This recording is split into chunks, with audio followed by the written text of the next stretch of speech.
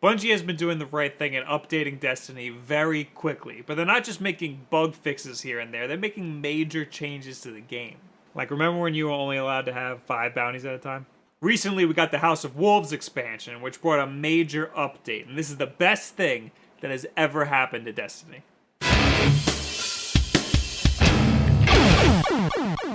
Now with this new update, you can get a whole slew of new weapons, and you can participate in these awesome public events that help you upgrade your armor faster, and you don't even have to buy the House of Wolves. After you complete these public events, you can open these chests, and in those chests, there's a ton of upgrade materials. I upgraded my light level twice in 2 days, and I barely played those 2 days. I should say twice in like, what, 4 hours?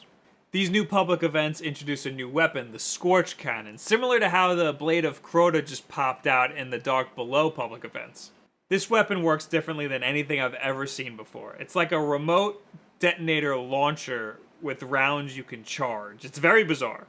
But this adds variety to the gameplay. I always say how important it is to add variety to the gameplay, but Destiny desperately needs it. I think one of the most notable changes is the entirely new weapon class, Sidearm.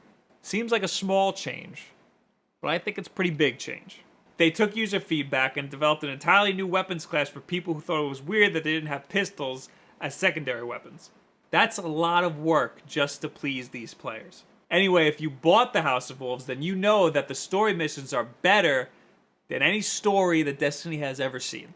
That's not saying a lot, but it's good. You're working for someone who didn't even like you in the original Destiny, and you're basically working with the enemy. The voice acting is amazing this time around. It is still a little strange that they left out old Dinklebot, but I can understand why. He wasn't very good, and he was probably really expensive to get, so why bother? But he talked so much in the original game that his silence is a little strange. A lot of the missions added small new gameplay elements. It's not just soak this guy with bullets until his meter goes down. In one mission, instead of the big boss guy being at the end, he teleports in and out of the mission at various times. It's a little scary, but it makes it feel like a chase. It makes it feel like you actually have him on the run. I think the coolest mission is one that takes you into the Vault of Glass. It's not a new area like some of the other missions, but it's pretty much the first half of the Vault of Glass for dummies. It just felt really cool to be in a familiar area and see that the bad guys have broken in and totally decimated the place. And of course, everybody's favorite thing to talk about, the Prison of Elders. You are guaranteed at least one exotic weapon the first time you beat the Prison of Elders each week. This makes farming easier, and it should shut up the people who think that the loot system is too unforgiving. After the whole loot cave fiasco, it was obvious that Destiny needed some sort of horde mode so that people can farm engrams easier. And this is a welcome substitute. I did not get a chance to do the Trials of Osiris, but I'm very excited for that because I've been wrecking house in PvP. I thought it would just pair you up with a fire team, but you do already need a fire team of 3. It won't pair you up with anybody. The loot you get for competing in the Trials is insane. What's most exciting is the Lighthouse on Mercury that unlocks if you win the 9 matches.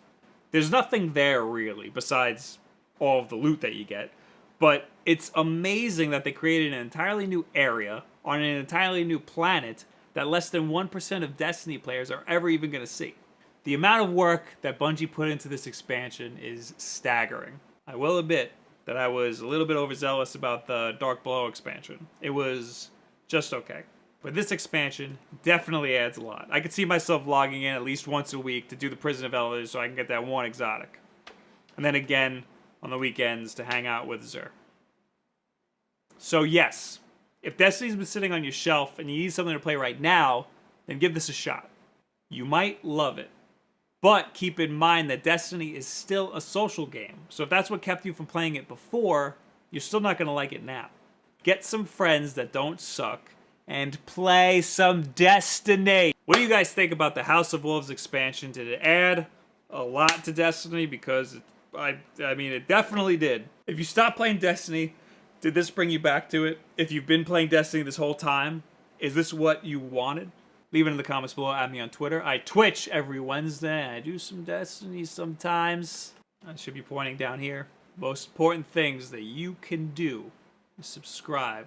Share this video with friends. Oh, I gotta pick a winner. So we did the thing. We did the we're giving away The Witcher, a PC copy of The Witcher. I'll pick it when I'm editing it, and I'll just put it here. This guy wins. I'll DM you. Thank you for participating, everybody who participated. Hopefully we can do more stuff like this. Thank you guys very much. Did I tell you to subscribe and share this with a friend? Please do that. Thank you guys. Have a good week.